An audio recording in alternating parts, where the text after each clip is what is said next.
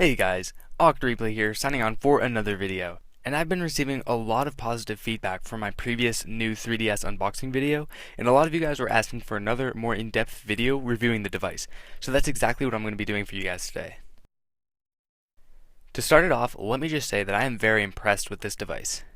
Like I stated in my previous video, the last portable gaming console that I had was the original DSi, and even though it had Wi-Fi capabilities as well as an independent Nintendo store, it fell far short of my expectations and never fully felt like a unique enough experience.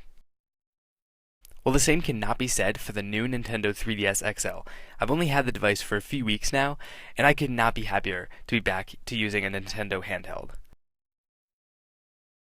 So without any further stalling from me, let's get this review started.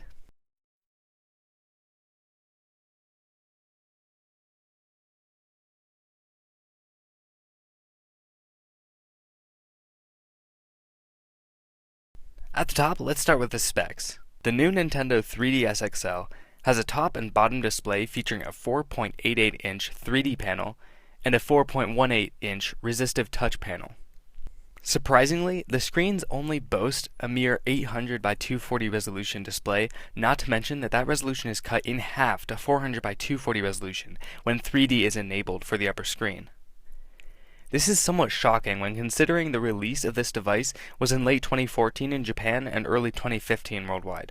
In fact, this is the same resolution that the original 3DS rolled out with on its worldwide release in March of 2011. I would have at least expected a slight improvement in resolution in the 4 years it took for the new model to debut, but more on the display later. Inside the device, we see a new and improved processor over the last model, going from a dual-core to a quad-core clocked in at roughly 804 MHz, with an additional core for running the operating system and other OS-related processes. Continuing, we see double the RAM from the previous model, with 256 MB of system RAM, of which 32 MB is dedicated for the OS. We also see 10 MB of VRAM. Similar to its predecessor, the new 3DS XL comes with 1 GB of onboard system memory, with an SD card slot expandable up to 32 GB. Better yet, the device ships with a complimentary 4 GB SD card pre-installed. This comes in handy due to the work required to access the new location for the SD card slot, but more on that later.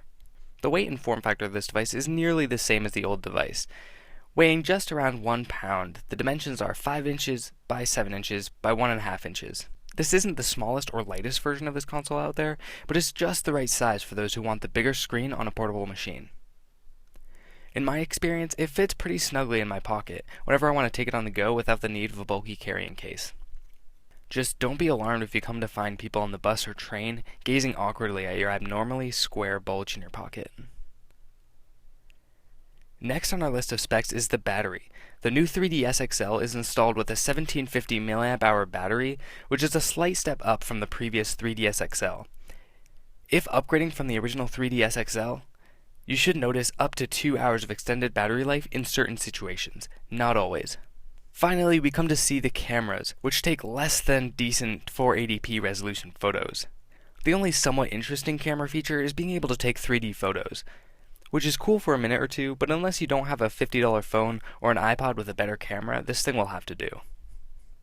Now that we have the specs out of the way, let's move on to the design of the new 3DS XL.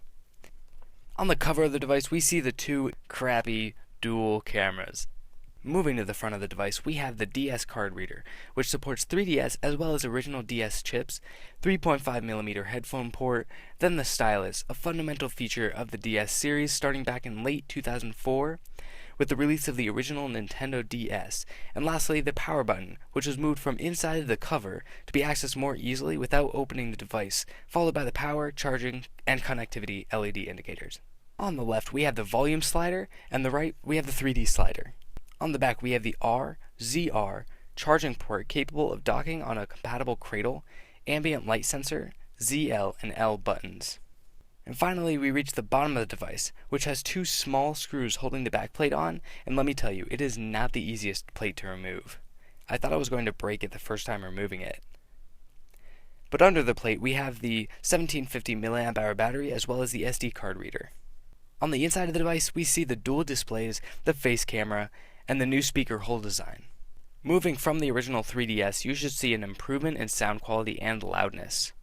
To the left of the bottom display, we see the circle pad, and below that, the directional pad.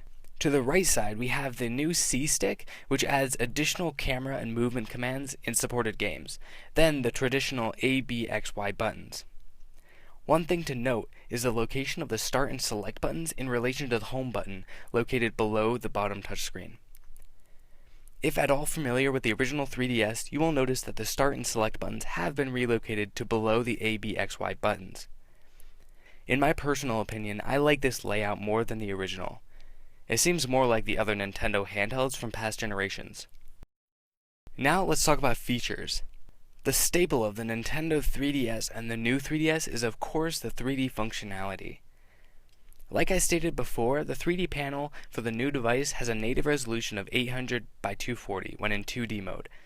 But when 3D is enabled, the resolution is cut by half to 400 by 240 resolution. This is how the 3D panel works to make 3D images without the need of 3D glasses. The panel displays vertical rows of pixels in such a way that each eye only sees every other row, effectively creating a separate image for each eye. For the original 3DS, this worked okay, but if the user moved the device side to side or shifted his or her head, the image would quickly distort and become unstable until the user brings the device back to the sweet spot.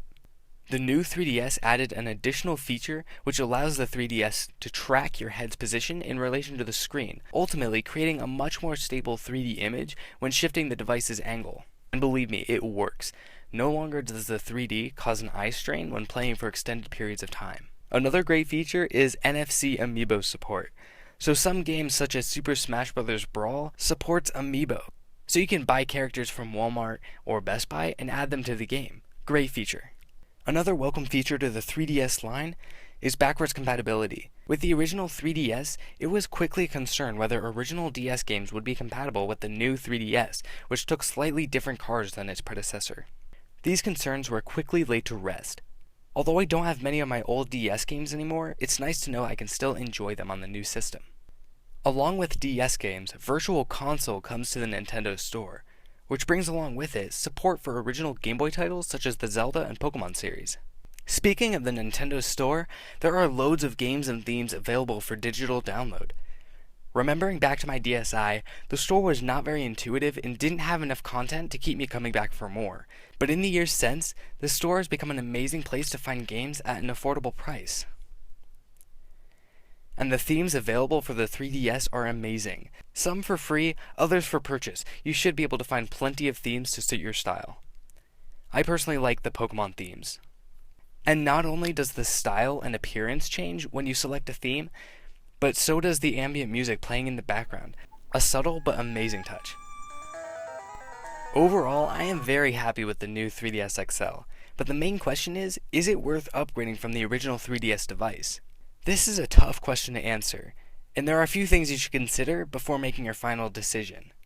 First, ask yourself, am I looking for better performance? If the answer is yes, keep in mind you won't notice a difference between in-game performance, only in load times within games and apps. And second, do I use the 3D function all that much? Is it worth the $200 just to see more stable 3D? I can't answer those questions for you, but here is a question I do have an answer for. If I don't have any 3DS device, original or new, should I buy the new 3DS series? My answer to that is undoubtedly yes, absolutely. Personally, going from the DSi to the new 3DS XL was like night and day. You will not regret your decision to upgrade, trust me. Well, that's it for this review, guys. Thank you so much for watching. If you guys like this video, smack that like button and comment down below if you have any questions or if you just want to say hi. Also, check out my social media sites. As of right now, I'm on Twitter and Snapchat. Both username and link is in the description down below. And until next time, this is Awkward Replay, signing off.